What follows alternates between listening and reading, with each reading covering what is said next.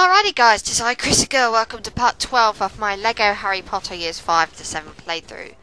In our last part, we took on the role of the Weasley twins, causing havoc to basically pee Umbridge off.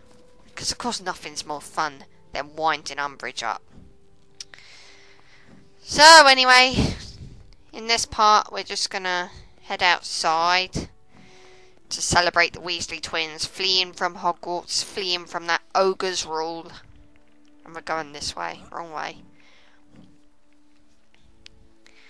And yeah, not much went on between me recording the last few parts and this part, so it's just, you know, standard stuff.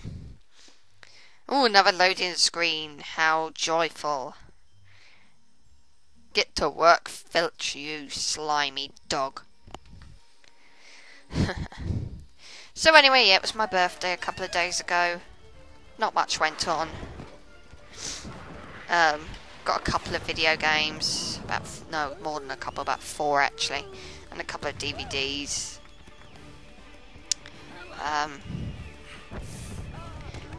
I also had ordered the Inkheart trilogy of books, so that's just arrived. I'm going to be reading that when I'm done with the 50 Shades trilogy, which I'm currently on the second book.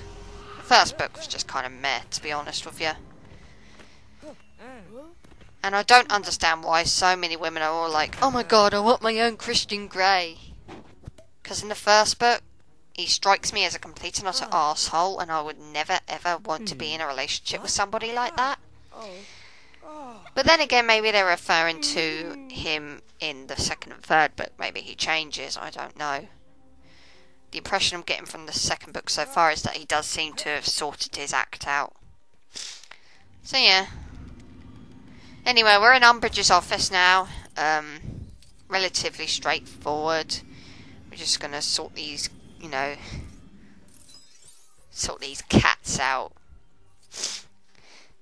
Because Umbridge is crazy about cats. Meow.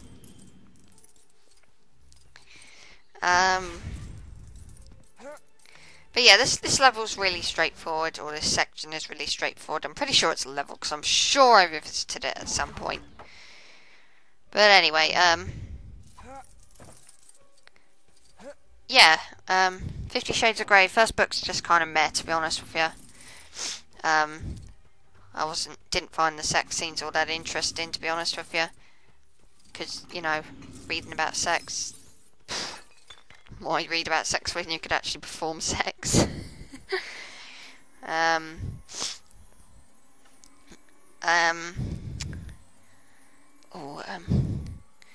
character of Anna kind of seems more interesting than Bella. I'll give her that. She's better than Bella from Twilight. She's got a little bit more personality to her, even if, you know, she's, you know, you want to slap her sometimes because she has very little self-respect. But, you know, I'll take her over Bella for any day of the week. I really don't have that much to say in regards to it. I thought Christian Grey was a complete and utter jerk, and Anna was kind of okay. But hey ho. Maybe things will improve with the second and third books. I intend to read the trilogy.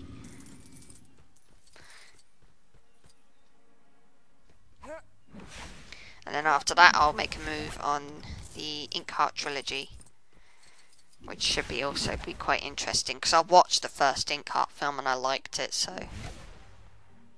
I'm just trying to remember what I have to do here, but you basically have to fiddle about with a lot of these plates, get some of them to match, turn them in the right direction, stuff like that. It's really straightforward once you know what you're doing. I mean, you don't necessarily have to do any of it right. I just fiddle about with them until it does turn out right, and it nearly always does very quickly. Yay, that's what we wanted. Now he can communicate with Sirius to make sure that he's at home, because obviously Harry's vision is telling him that Voldemort has him. But Umbridge isn't going to make it easy for us. She's going to try and punish us somehow. She has every intent of using Crucio, which is a forbidden spell, an unforgivable curse.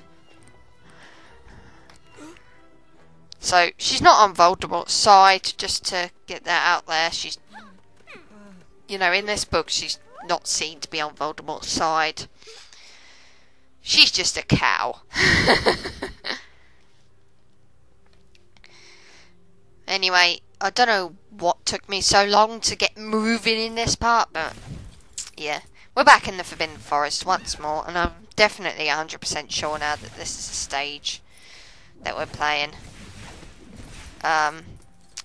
We're leading Umbridge to Grawp and the Centaurs without her knowing about it. Because obviously, she deserves to be punished. Naughty witch.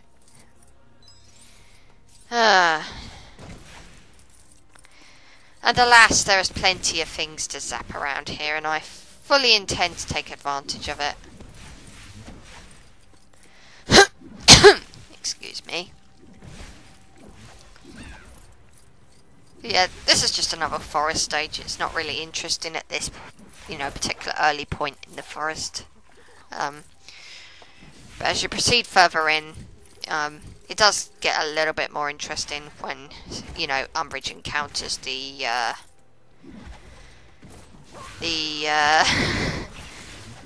centaurs. See, I'm forgetting the names now. I'm a little bit tired. I've just got back home. So, yeah. And no, it's not from work because, thankfully, birthday week, I've booked it off. And with this lovely weather, I'm glad I did. But anyway, yeah. Basically very straightforward, this earlier part. It doesn't even really need commentating on, but I just thought I would. This bit chucks out a crap ton of studs, my goodness. Gimme, gimme, gimme. Alright, now I see. Levitating platform, that's good. That's always good. So anyway, I have bought a few new things. I've just received the Zelda Collector's Edition today, which is a GameCube game. Basically that has the original 2 NES Zelda titles, plus the 2 Nintendo 64 Zelda titles, Ocarina of Time and Majora's Mask. I already own Ocarina of Time Master Quest, which came with Wind Waker, which I also own, and I have Ocarina of Time on the Nintendo 64 in its original format, and on the 3DS as well, so I've already got Ocarina. The main reason I bought the Collector's Edition was for Majora's Mask. It's the only one I don't own. And the way I saw it was 20 odd quid for 4 games. It's better than 20 odd quid for 1 game, so why the hell not? I have Zelda and Zelda 2 for the NES on Virtual Console. I also have Zelda 2 on the original NES, but my original NES isn't hooked up, so I have no intention of, you know, playing it anytime soon on that console. So, you know, as it is, just sticking with the download and the consoles that are actually hooked up to my TV, of which there's only 4. And that's my GameCube, my Wii, my Xbox 360 and my PS3. Oh, and my PS2 is also hooked up. Sorry, that's 5. The reason my GameCube's hooked up because of the Game Boy player. I love playing Game Boy games on the Game Boy player. And Game Boy Advance games, obviously. So it just feels great to play these games on a television. And I realise I am babbling now, but this part is just really self-explanatory. It's just like, blast something, take things over to such and such, zap lots of things for studs. It's really straightforward. It's just so easy to figure out. If I sound a bit different again, much like I recorded a few videos ago, my throat's very gunky. It still hasn't shifted, and it's been nearly a week. But anyway, yeah. I've also ordered Earthworm Jim, the complete series, on DVD. Zelda, the complete series on DVD, that whether I keep it or not, I don't know. I'm just bought it to have an insight into it. Just to watch it a bit, see what I think of it. Because I'd never actually seen it. I didn't watch much TV when I was little. I was born at the end of the 80s as well, so any 80s cartoons I definitely missed out on. I've also got season 1 of Mega Man, the cartoon series. I'm trying to think what else. Oh, and I've got 3 Super Nintendo games coming. Sailor Moon games, so they're imported. And I'm quite looking forward to those arriving to be added to my collection. That's Sailor Moon Another Story, Sailor Moon R, and Sailor Moon Corinne or something like that. It's a puzzle game, I know that. Yeah. Don't try and access the Weasley boxes with any character other than a Weasley, because you'll just be wasting your time. And anyway, this part is fairly straightforward. Pair of scissors, cut the flowers to create a pathway, and then I believe at this point we'll encounter the centaurs. And Umbridge can be punished! Take her across your hooves, spank her! Damn it! Just a little bit lower and you would have hit her right through the head. I love the look of the centaurs in this game. Oh my god. Martial artist Umbridge, how cool. I mean, Umbridge is certainly a character that I love to hate, but that is cool.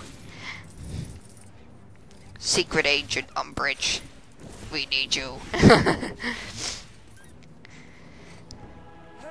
So basically, what we've got to do here is relatively straightforward. Umbridge is preoccupied by the centaurs, so she's not going to cause you any harm at the moment.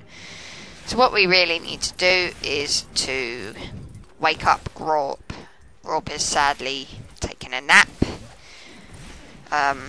Story-wise, Hagrid isn't around. He's had to flee Hogwarts, so we're the only ones who can do this. Basically, we've got to put a bell on this weird-looking contraption. The reason for this is so that we can wake Grawp up. But obviously, we're not going to be waking Grawp up straight away, because we need to test to see that it works by scaring off some innocent birds. Poor birds. They've done nothing wrong.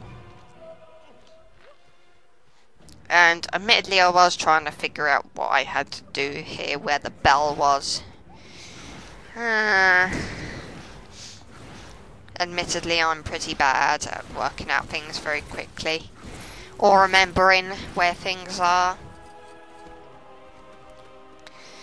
But yeah, the birds aren't going to be scared away by anything other than the bell on that contraption, so we need that bell.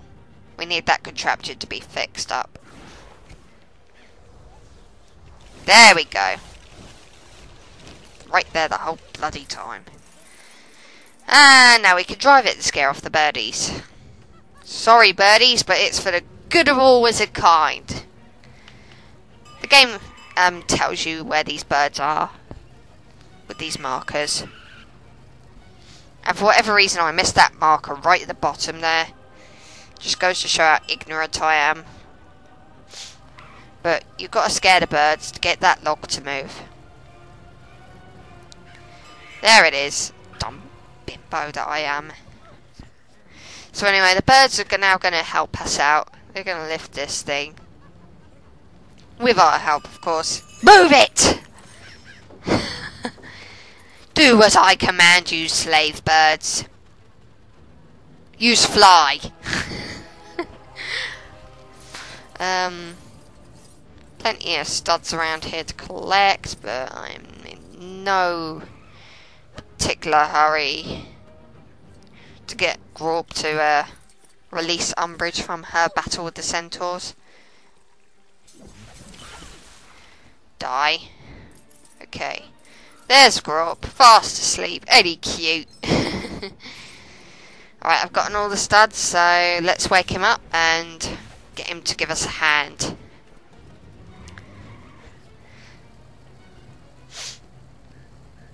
As I say, there's markers on the ground to indicate where you should ring the bell. Turn it round.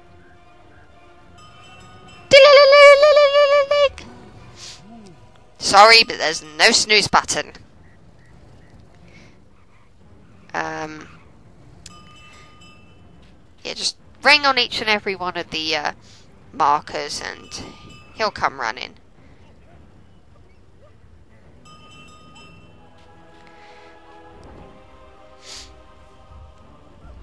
And there he is. He's going to sort Umbridge out for us. Good giant. Good giant. Just find it funny how Umbridge moves with such grandeur. But then she sees Grob and she's like, oh shit. Punish her, Grob. Punish her.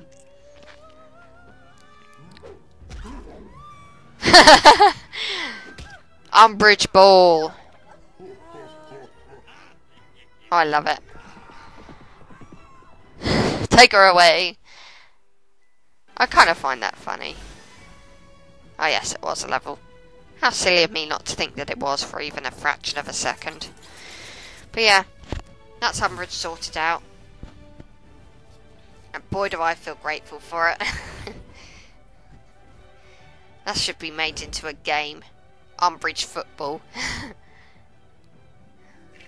Kick that bitch about. But anyway, we still have a slight problem. We may have sorted Umbridge out, but we do have the problem of Sirius being tortured by Voldemort. Supposedly. So we've got to get to London somehow and rescue him, because he looks to be in the Department of Mysteries, and where else could he be other than the Department of Mysteries? Voldemort wants something in there, so let's find out what he wants. Let's get to the bottom of this mystery and finish year 5. Finally. All you have to do is head into Hagrid's backyard and there will be a Thestral. Hop on board and off we go. See you in the next part, guys.